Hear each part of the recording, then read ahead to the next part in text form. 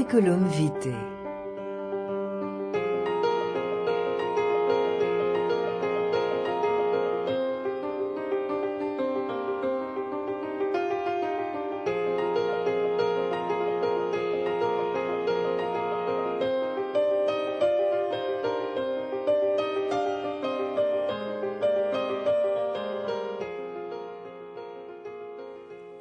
Bonjour mesdames et messieurs, je vous souhaite la bienvenue à Curriculum Vitae, c'est Dani Benz au microphone. Aujourd'hui, je reçois avec plaisir une femme dont le parcours tant personnel, humain, spirituel que professionnel est aussi riche que surprenant à bien des égards. Arrivée au Québec avec sa famille pour fuir la guerre en Syrie, à l'été de l'Expo 67 à Montréal, ils y ont laissé leurs biens, leurs entreprises, leurs proches. Elle prendra les bouchées triples pour poursuivre ses études tout en travaillant en temps partiel et soutenir sa famille. Elle obtiendra un bac puis une maîtrise en chimie de l'UQAM. Arrivée à Québec, avec les responsabilités reliées à 2 jeunes enfants, elle entame son doctorat. Elle sera la première femme à obtenir un doctorat en technologie des aliments de l'Université Laval. Elle a œuvré comme consultante auprès de centaines d'entreprises. Elle pourrait nous raconter plein de choses merveilleuses sur le vieillissement du fromage, entre autres. Son parcours d'enracinement au Québec, son deuil de sa Syrie natale, elle l'a couché dans un premier livre qu'elle a intitulé « Ma vie, entre figuier et érable ». Nour Saïm Aldar.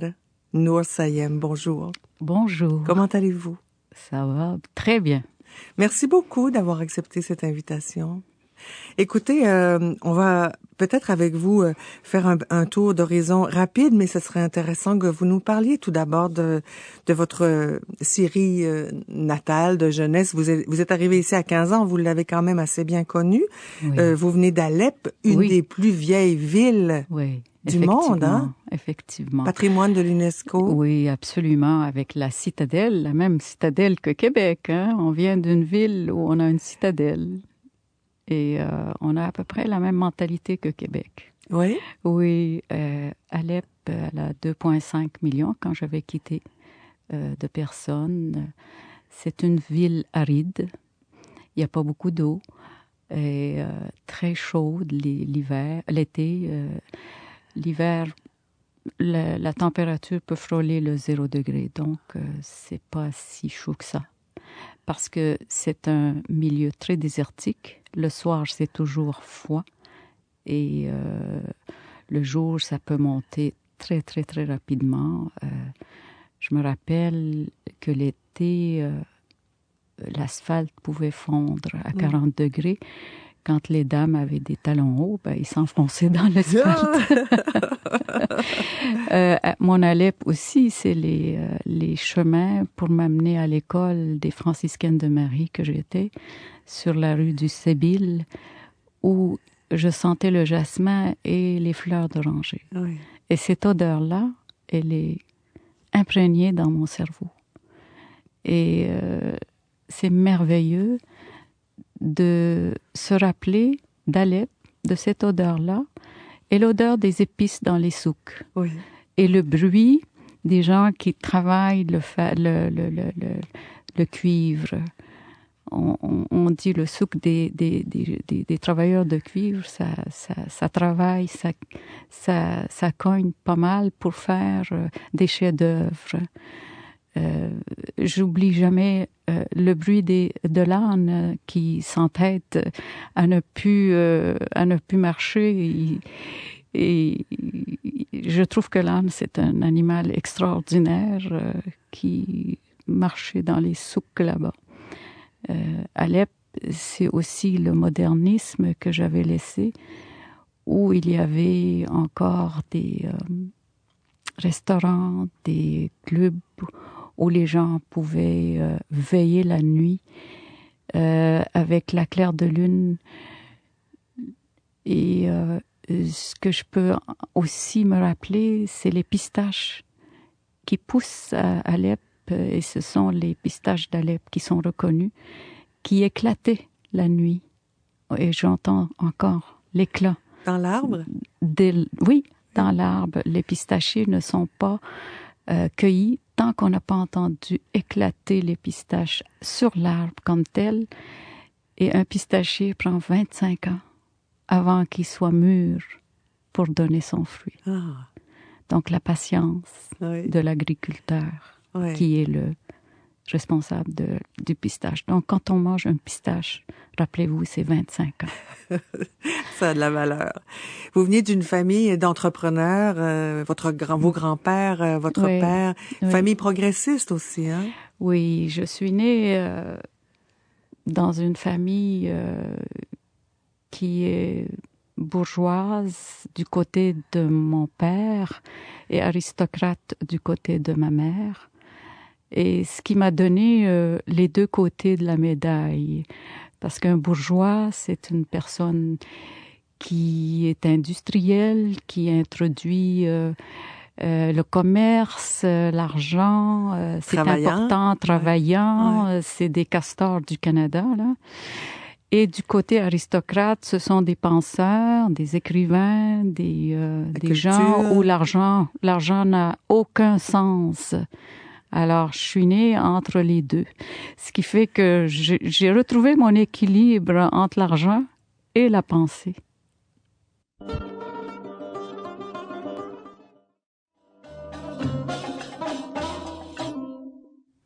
C'est l'invité de cette semaine à Curriculum Vitae, Nour Sayem, qui bien sûr a apporté cette musique typique d'Alep. C'est ce que vous me disiez. Exactement. C'est vraiment typique et elle est très traditionnelle. Je dirais que c'est la musique classique d'Alep. Et c'est cette musique-là qui s'est transportée jusqu'en Espagne et qui a donné naissance au flamenco plus tard. Mais cette musique, moi, je l'ai appris de l'arrière-grand-mère, comment la danser. Ah oui. C'était dans le temps de la domination ottomane du monde arabo-musulman. Et mon arrière-grand-mère, qui était circassienne d'origine, qui venait de la Géorgie, et qui a appris cette danse-là et qui me l'a transmise. Et je dansais, puis elle disait, non, c'est pas comme ça. C'est comme ça qu'il faut y aller à droite et à gauche. Et moi, c'est ce genre de musique classique arabe que j'aime. Et ça me rappelle tellement mon arrière-grand-mère, ça me rappelle tellement nos racines si nobles, si belles, qui sont cette Alep que j'aime bien. Ouais. Il y avait aussi votre grand-mère Mouiba puis votre grand-père Sami qui ont été pour vous des phares, hein? Ah oui, c'était mes mentors.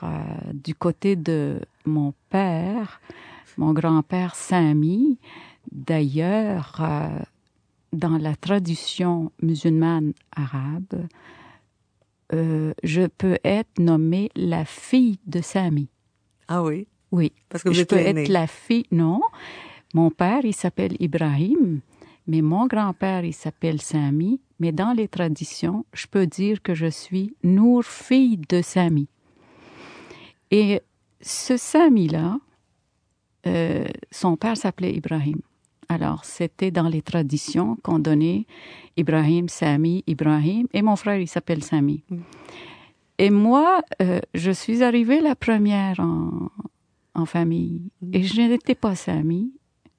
Alors, Sami, mon grand-père, il m'a adoptée comme étant une Sami. Il m'a parlé comme si j'étais Sami. Et il m'a tout donné, cet homme. Il m'a montré, il m'aimait beaucoup. Il aimait la musique, mon grand-père. C'était un mécène. Il donnait l'argent à des chanteurs, il encourageait la musique, tout en étant un homme d'affaires. C'était un homme cultivé, mais en même temps, il avait de l'audace. Il avait une audace qu'il m'a donnée en héritage. Ce pauvre monsieur qui ne parlait ni anglais ni français après la guerre, il prenait l'avion pour industrialiser son usine de textile qui se faisait à la main et y aller dans ces pays-là sans la langue, ni français ni anglais, pour acheter des équipements. Il allait en Et Allemagne. En Allemagne, il allait partout. Ouais. Et il ramenait ses équipements et il montait une usine moderne. Et mon grand-père, Sami Saimedar, c'était le premier de tout le Moyen-Orient à automatiser le textile. Ouais. Alors, c'était un génial, c'était un gars qui avait de l'audace et c'est un homme d'affaires, mais c'était pas un commerçant, c'est un homme d'affaires.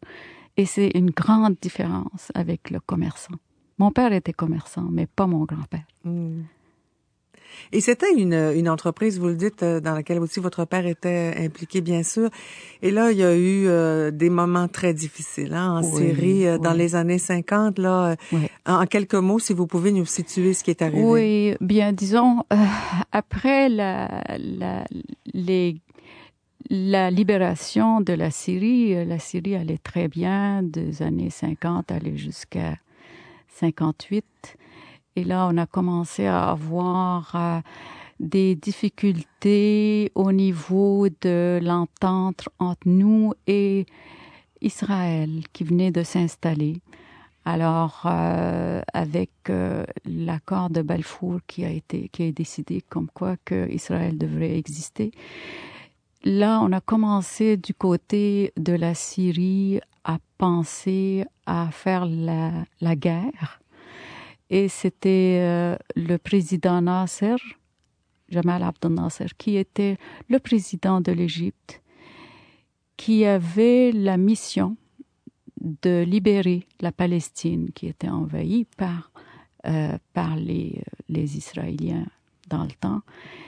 Et malheureusement, il a, avec cette volonté de faire la guerre et de libérer les Palestiniens, il a transformé le pays en guerre. Il était d'une philosophie militaire et non pas une philosophie comme Nelson Mandela. Peut-être que c'était pas le temps. Peut-être que je ne peux pas le blâmer. Nous étions quand même envahis et on voulait nous... Ça allait. Mais plus ça allait, plus on transformait le pays en armée. Et Nasser, en résumé, a été chez nous en Syrie, il a fait l'Union. Ensuite, après l'Union, on a fait 4 coups d'État dans une année pour se ramasser avec le régime Baas qu'on connaît maintenant. Je ne veux pas rentrer en trop de détails, mais ce qui est important, c'est que plus ça allait, plus l'armée prenait de la place dans le budget, à un point tel que quand j'ai quitté la Syrie pour le Canada, on avait consacré 70% du budget pour l'armée. Ouais. Donc, l'éducation, les sciences, la médecine, tout a été emporté par ce budget-là. Et de notre côté, quand on a perdu la guerre de 6 jours, c'est là où j'ai fui le pays. On a fait un convoi, puis on est parti. Oui. Et je peux vous dire que ça se répète. Les guerres, ce n'est pas d'aujourd'hui que la Syrie a connu des guerres. Le Moyen-Orient, en général, je pense qu'il a manqué 3 rendez-vous pour faire la paix au Moyen-Orient. Que ce soit du côté d'Israël ou du côté du monde arabe, on a manqué nos rendez-vous, malheureusement. Ouais. Je ne vous dis pas que l'un a plus raison que l'autre. Pas du tout. Mais c'est le pardon. Oui. Oui. Donc, là, il faut bien le dire, l'usine a été confisquée. On peut carrément dire ça. Votre père et votre grand-père ont été vraiment... Exact, exact. Alors, on avait l'usine en 1959 qui valait 20 millions de dollars, 400 employés.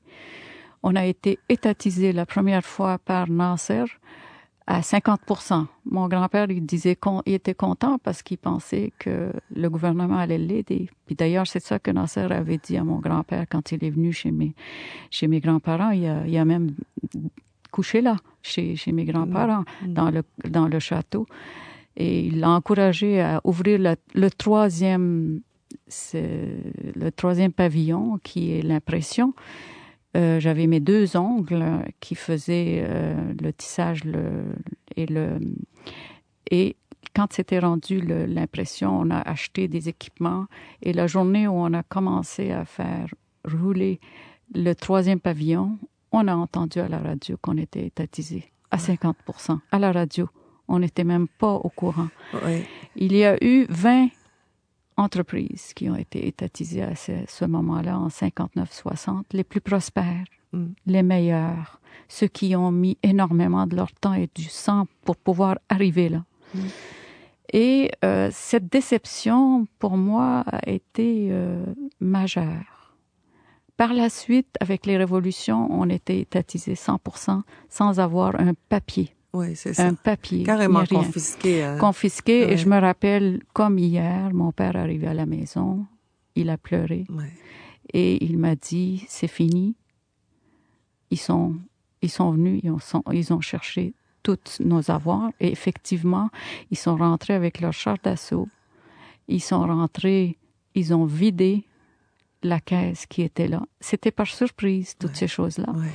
Alors, cette blessure que j'ai eue, j'ai dit, l'entrepreneur, pour moi, c'est pas moi. Je veux plus être chef d'entreprise.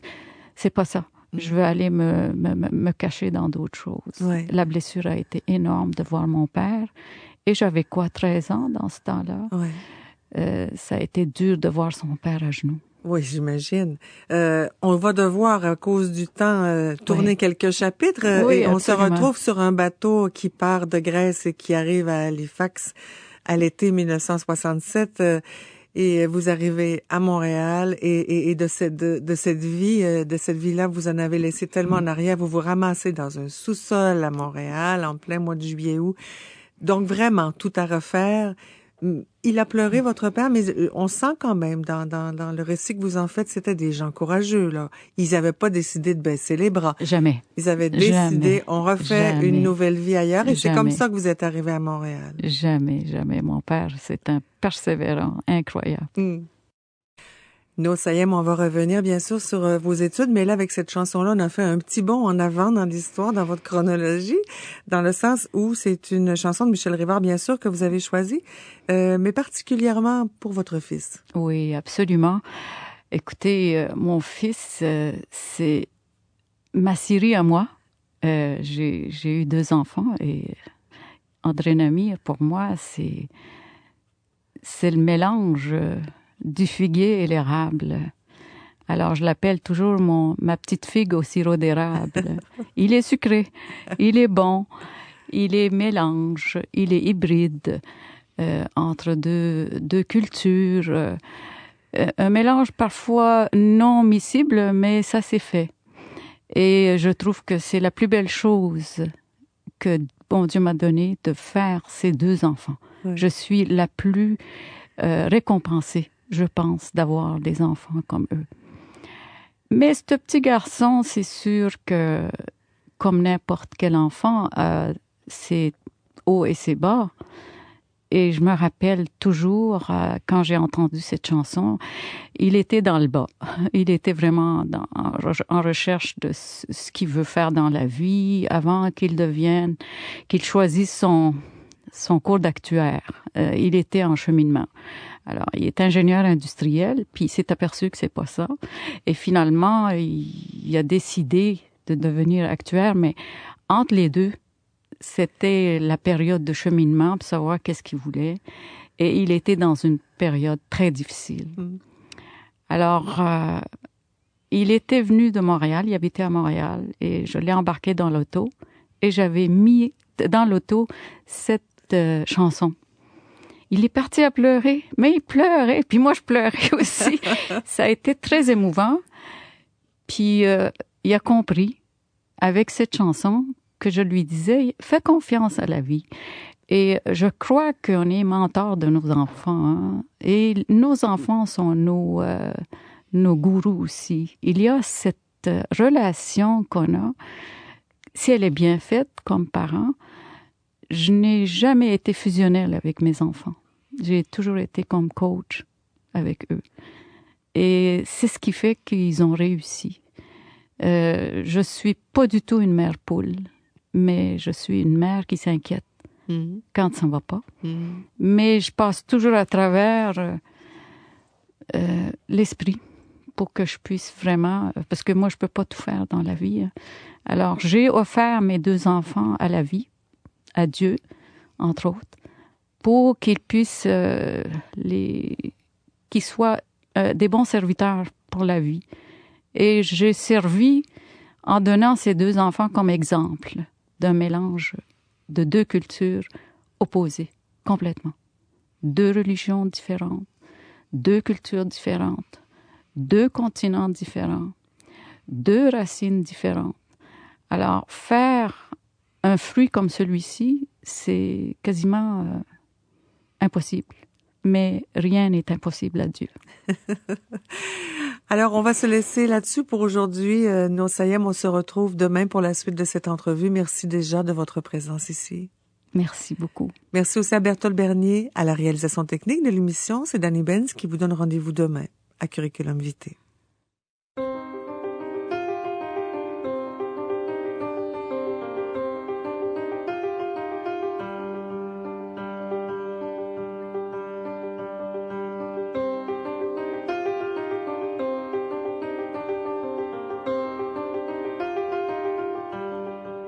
C'était Curriculum Vitae.